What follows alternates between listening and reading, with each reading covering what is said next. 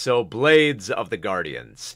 I had a lot of fun with this film. Now, there's a multitude of towering elements that could make this movie just, an epic bound for platitudes. I mean, it's based on a manga, it boasts a cameo by Jet Li, and it features grand sets and elaborate fight choreography. And yet, director Yuen Wu Ping, famed for his choreography on films like The Matrix and Crouching Tiger, Hidden Dragon, he has a strong hand when it comes to staging compelling characters, wielding swords, slinging arrows, and bound by revenge and power. And the result is a martial arts adventure with a mesmerizing momentum that doesn't fall back on the mere spectacle of the hero wielding a flaming sword. Although, that is pretty cool. I have to admit that. And there's a lot of fire in this film, as it turns out.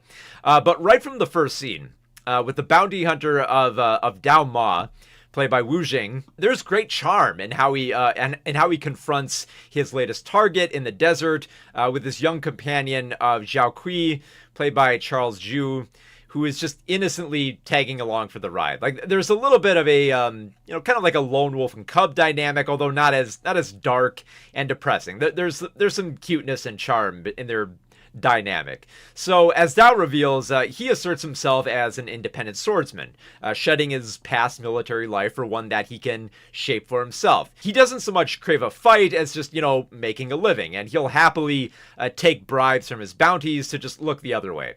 So, of course, some smug fugitives don't want to do business, leading to some exciting scenes of Dao beating down thugs, piercing torsos, and slicing limbs. The way that Wu Ping films these scenes, just like it feels like it's very inspired. It never feels like he's just like falling back on, just traditional sword choreography. It always feels like he's trying to be more inventive and reveal a lot more of the character. So after becoming a target himself, Dao Ma agrees on an escort mission as a favor to the wise and warm tribe leader of Chief Mo, played by Tony Leung Ka-fai. In need of an escort is Zi Shilang, the leader of a rebellion who might have a firm philosophy and freedom, but it's a bit more frantic when blades are being swung. Like he framed, like when he's around like other revolutionaries, he's just like, yes, we need to fight, we need to keep going. But then when there's arrows and blades that are being, when people are dying and there's carnage going around, he's just a mess. Just like, I gotta get out of here. We gotta leave. We gotta get out of here immediately. So joining Dao on his quest through the ruthless desert is Mo's archery daughter, Ayuya, played by Chen Lijun, along with a handful of unpredictable figures. There's Di Ting, played by Nicholas Say, who is a former soldier who is still bitter about Dao's past within the cavalry. There's the rival bounty hunter of Shu, played by Yu Shi, who's a very stoic swordsman with a stern nature who perfectly plays off the feisty sex worker fugitive that he's dragging along for the ride, who's constantly bitching about wanting to get out of her chains and being, getting her freedom back. They have a good dynamic. I like the way that Shu is he tries to be very stoic. He's got that look with like the white hair and the very quiet nature where he's very stern, in sharp contrast to his fugitive of a sex worker who just can't stop talking and always wants to try to find a way to escape at any chance that she can get. Now, for a film by a masterful choreographer like Wu Ping, the many fights that follow they're fantastic. There's a sparing use of wire work to make the few leaps through the air as shocking as the handful of scenes involving cut off limbs and blood spray. Like, right from the first scene, I expected Dao Ma to pull off some clever moments of him punching and kicking his opponents, and at one point he pulls their pants down and he whaps them with his sword. Very, very fun stuff. A very operatic showcase of the violence.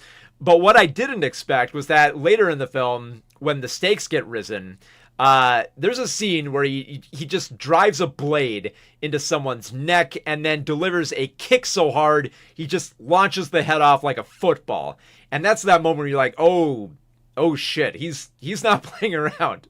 Like, sure, when he's dealing with bounty hunters, he's playful, but when he's dealing with like an entire army that's coming after him to kill this revolutionary, he gets serious. He gets like very brutal. Like there are cut off heads, there are sliced off limbs, there's blood all over the place. It gets pretty gruesome at times, in a way that catches you off guard in a brilliant way, because then it lets you know that the violence is a little bit more real, and it's not just going to be like, like comical or just, just like a charming swordsman film. Like, no, it's actually going to be a bit brutal and focus more on revenge that means something. Moments like that with the decapitation make it clear that Dao isn't messing around and that he's willing to take on an entire army to accomplish his goals. Now, the fights grow grander as the journey continues with a heavy use of fire. There are scenes of Dao and Shu battling amid oil, where their swords are consumed in flames. Later, Dao will force his way through a huddle of shields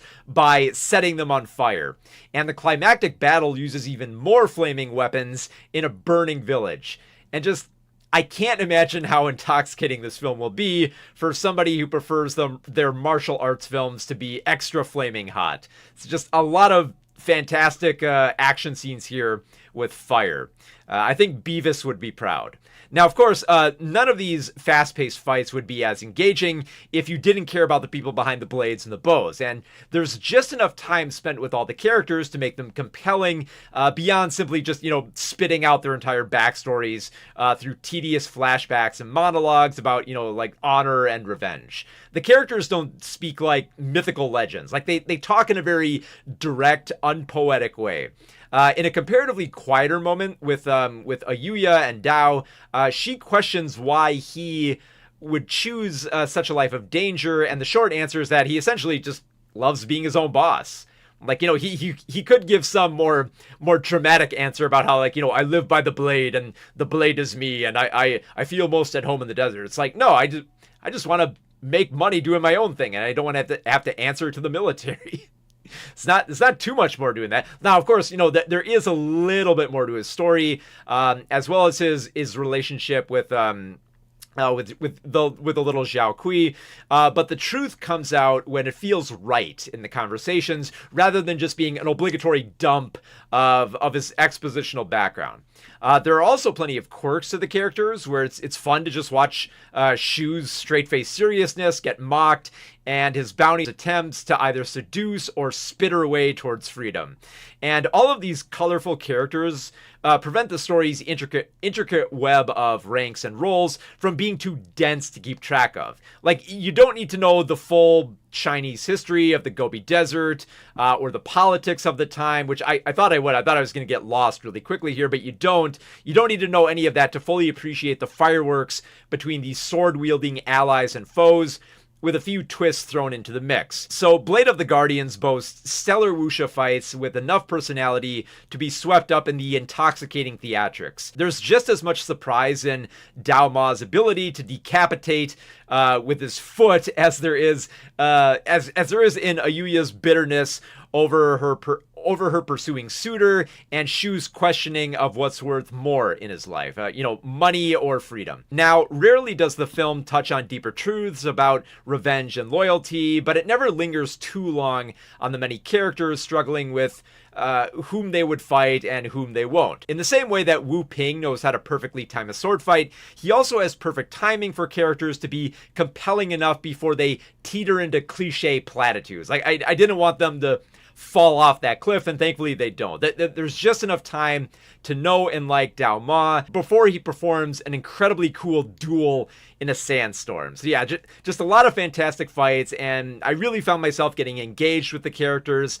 There's a lot of personality in there, in both like their conversations and their fights. So yeah, just as an action epic with martial arts and sword fighting and fire, it was a lot of fun. I really enjoyed Blades of the Guardians.